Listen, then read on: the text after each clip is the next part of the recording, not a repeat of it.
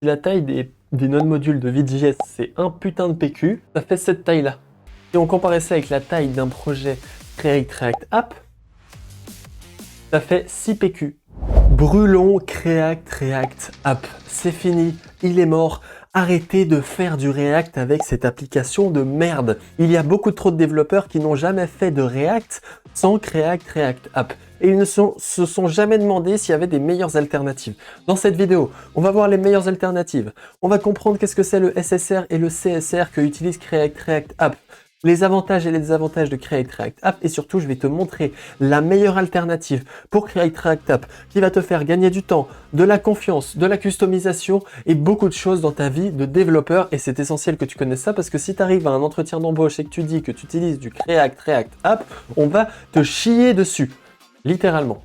Pourquoi arrêter Create React App? C'est un des trucs qu'on va voir dans cette vidéo.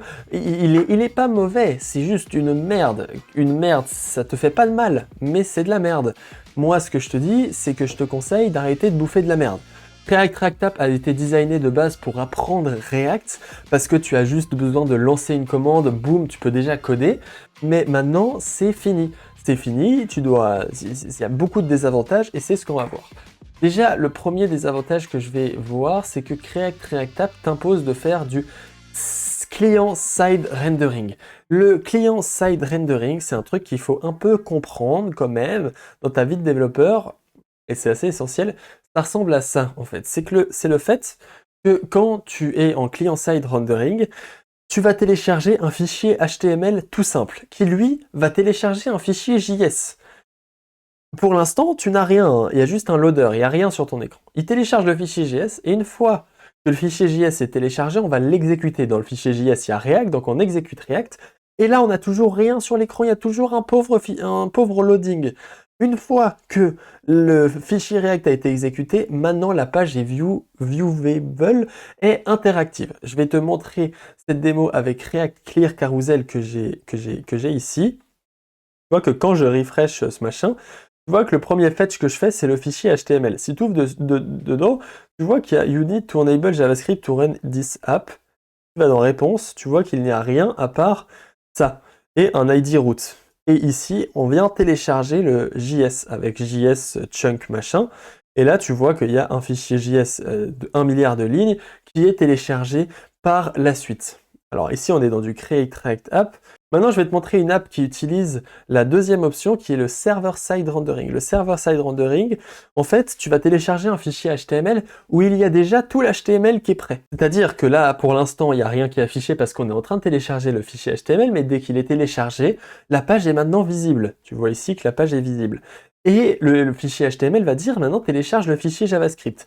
La page est visible, on télécharge le fichier JavaScript. Une fois qu'il est téléchargé, on exécute React. La page est toujours visible et on exécute React.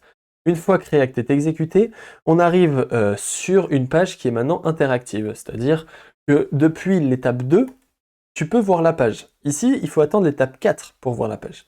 Si je te montre l'exemple avec, par exemple, l'inscription à ma newsletter de ma formation beginreact.dev, j'utilise le server-side rendering. Si tu vas dans Network et que tu refresh, tu vois que le premier qui est téléchargé ici, on va enlever ça, et bah, dans la preview, il y a déjà tout ce qu'il faut. Hein. Tu vois, il y a déjà beginreact.dev, il y a le machin pour mettre son email. D'ailleurs, je vous conseille de vous inscrire si vous faites du React. Il y a plus de 50 exercices et il y a tous les textes. Voilà un peu pour ces deux différences. Maintenant, j'ai envie de vous mettre à la pratique. Déjà, je vais vous présenter l'alternative meilleure à Create React App qui fait aussi du CSR par défaut. Ça s'appelle Vite.js. Vite, c'est un concurrent à Webpack. Webpack, en fait, c'est l'outil qui permet de transformer ton fichier HTML, CSS, JS, tous les fichiers JS là dans ta codebase, les composants, en un seul gros fichier JS qui va être envoyé au client. Tu vois que là, dans l'application Clear Carousel, dans le network, je télécharge pas 8 fichiers JS, j'en télécharge qu'un seul.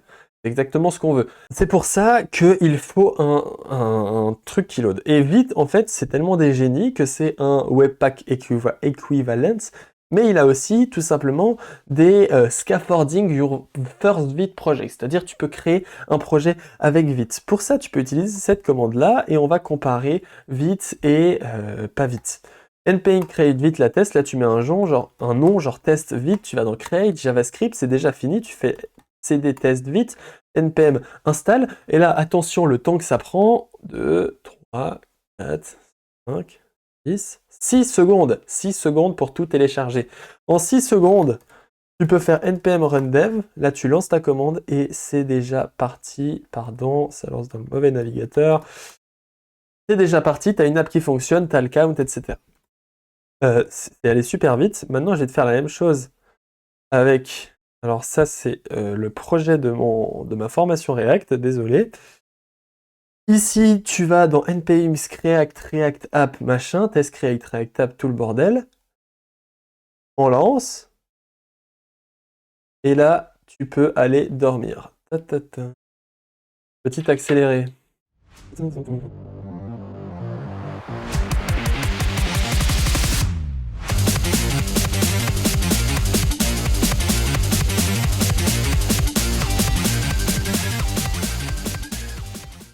Oh, c'est fini, je crois.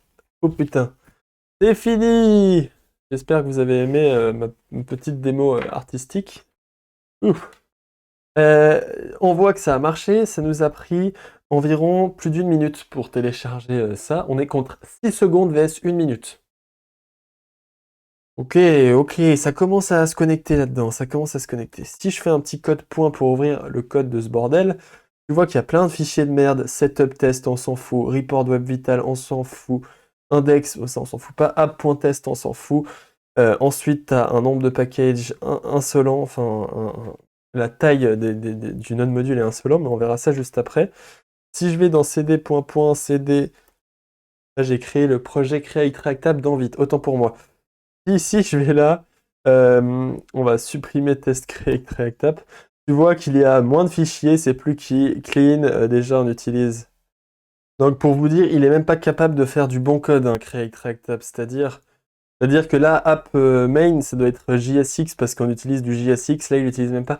Bref, il y a vraiment plein de problèmes avec ce create React app et je vous ai prouvé ceci en quelques secondes. Maintenant, quel est l'avantage de Next.js avec create React app? Avant de vous montrer les tweets un peu marrants, on va voir ça. Pourquoi Vite est supérieur à create React app? Déjà, il a Extensive Plugin Compatibility Scond. Alors, Scond, je ne voulais pas l'écrire parce que je fais plein de fautes d'orthographe, je suis désolé. C'est-à-dire qu'avec ça, par exemple, si tu as envie d'afficher du Markdown avec un composant Markdown en React, tu peux le faire juste en installant vite plugin React-Markdown et ça juste marche, Bonjour, tu peux maintenant faire du Markdown dans ton application Vite. C'est extensible, c'est-à-dire que Vite, c'est une boîte à outils. Tu mets tous les outils que tu veux à l'intérieur. C'est une boîte à outils vide. C'est-à-dire, il n'y a rien, tu mets tout ce que tu veux. Create React app, c'est une boîte à outils pleine. Et si tu veux rajouter des trucs, tu peux pas. Tout simplement parce que les outils ont été scotchés, comme les processeurs de Mac. Ensuite, en deuxième exemple, il y a le Vim plugin SSR qui va être tout simplement un plugin pour faire du server-side rendering ultra facilement.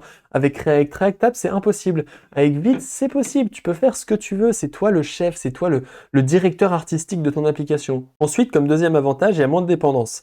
La taille du dossier Node Module dans un projet Vite, c'est 41 MB. La taille du projet Node Module dans un projet Create React App, c'est 324 MB. C'est plus de 6 fois plus le nombre de mégabytes. Pour vous imaginer un peu ce que c'est, si Vite.js, si la taille des node modules de Vite.js, c'est un putain de PQ, ça fait cette taille-là. Un PQ, taille d'un PQ.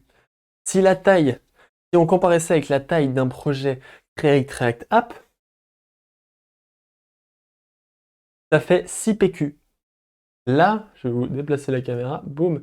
Là versus là. Tu veux être un bouffeur de PQ ou tu veux être un vrai homme avec des beaux muscles?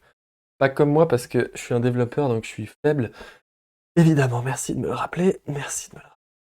On repasse à notre coding bottom même. En troisième exemple, on peut vous montrer notamment mon installation rapide et sécure. On l'a vu juste avant.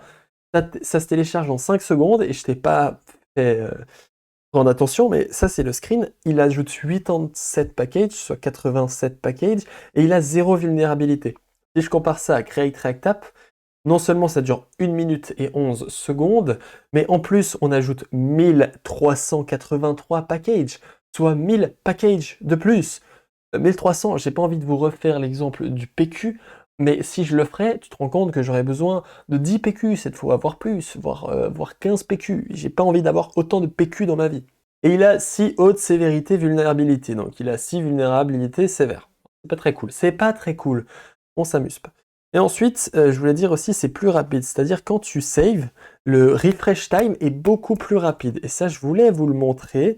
Si je lance l'application npm run dev de vite, et si je lance l'application npm run start de React, on va juste voir la démo.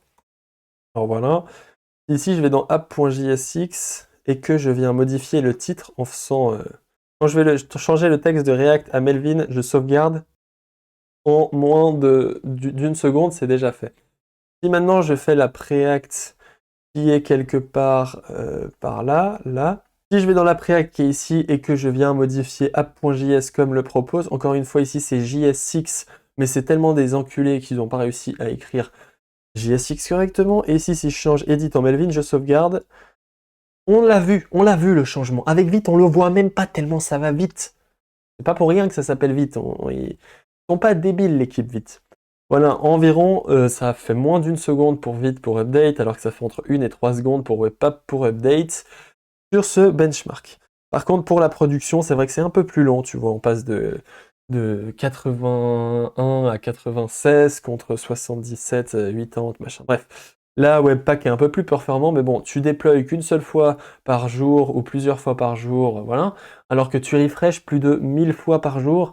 Enfin, voilà, peut-être la réflexion, moi je préfère quelque chose qui se refresh vite que quelque chose qui passe en prod rapidement. Voilà. Et boum, boum, boum, boum, create react app, voilà. Et puis par contre, ça vient avec les tests. Voilà, j'ai essayé de trouver un point fort à create react app.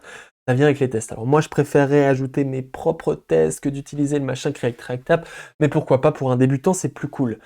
La masterclass est presque terminée. Comme tu peux le voir, on a des PQ, on est fiers, on est cool. Pour tes futurs projets, utilise VJS pour un entretien d'embauche. Utilise VJS, ne fais pas le con mon frère, ne fais pas le con, je te préviens. Et j'espère que cette vidéo t'a aidé, n'hésite pas à la partager à tes amis, à tes copains, à ton ex. Et on se retrouve dans une prochaine vidéo sûrement. Surtout, tu as maintenant 3 secondes pour t'abonner. Voilà, tu t'es abonné j'espère, parce que sinon je vais devoir mettre mes lunettes de terroriste et changer ma casquette avec ma casquette noire que j'ai perdue. Oh non, j'ai perdu ma casquette. À bientôt, merci d'avoir regardé, ciao ciao.